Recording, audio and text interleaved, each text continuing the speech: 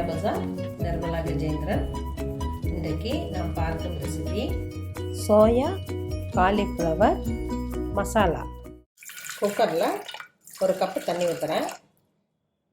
இது பச்சையாக இருக்க சோயா பீன்ஸு நான் உளிச்சு வச்சுருக்கேன். இதை நம்ம குக்கரில் ஒரு விசில் விட்டு எடுத்துருவோம். காயோடு போட்டால் வேகாது. கழுவிட்டு போடுறேன்.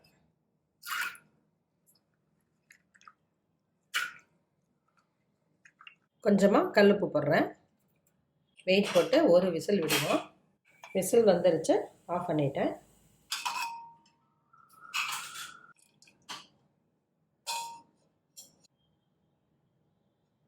வெந்துருச்சு. நம்ம காயோட போட்டு வேக வைக்கிறப்ப இன்னும் சாஃப்டாயிரும். தண்ணியை வடிச்சிட்டு பீன்ஸை தனியாக வச்சுருவோம்.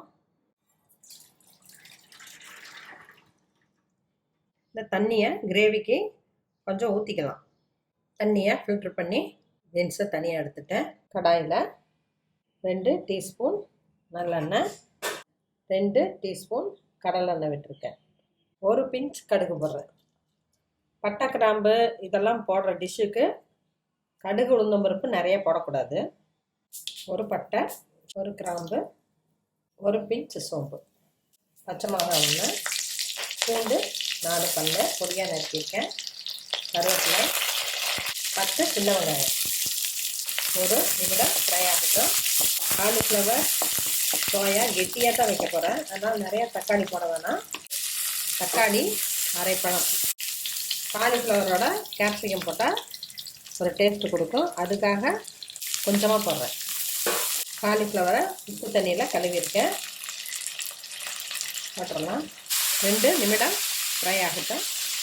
மஞ்சள் தூள் 1/4 டீஸ்பூன், சாம்பார் தூள் 1 டீஸ்பூன், கொத்தமல்லி தூள் 1 டீஸ்பூன், மிளகுத்தூள் 1/4 டீஸ்பூன். காரம் கொஞ்சம் அதிகமாக வேணும் அப்படின்னு நினைக்கிறவங்க சாம்பார் தூளை குறைச்சிட்டு தனி மிளகாய் தூள் 1/2 டீஸ்பூன் போட்டுக்கலாம். சாம்பார் தூள் போட்டால் கொஞ்சம் காரம் கம்மியாக தான் இருக்கும். தண்ணி 1 கப் ஊற்றுறேன். வேக வச்ச சோயாவையும் போட்டுறேன். சோயா வாட்டரை அதிகம் ஊற்றக்கூடாது, கொஞ்சமாக ஊற்றுறேன். 5 மினிட்ஸ் மீடியம் ஃப்ளேம்லேயே வேகட்டும். மூடி போட்டுடலாம். இடையில ஒரு தடவை கிளறி விடுவோம். பீன்ஸ்லேயே கொஞ்சம் உப்பு போட்டிருக்கோம். கொஞ்சமாக காய்க்கு உப்பு சேர்த்துக்கலாம். 1 நிமிடம் சிம்லேயே வேகட்டும்.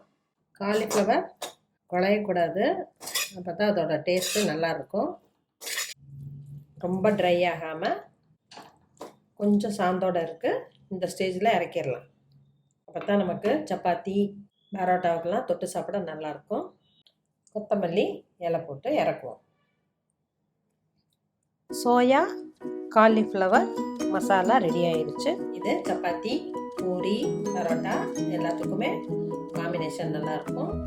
சாதத்துக்கும் பெசன் சாப்பிட நல்லாயிருக்கும். சோயா உடம்புக்கு நல்லது.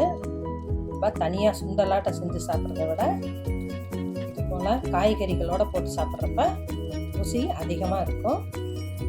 குழந்தைங்களுக்கு வித்தியாசமாக இருக்கும். பெரியவங்களுக்கும் ஹெல்த்தி ஃபுட்டாக இருக்கும். செஞ்சு பாருங்கள், சாப்பிட்டு பாருங்கள். பிடிச்சிருந்தா சப்ஸ்கிரைப் பண்ணுங்கள்.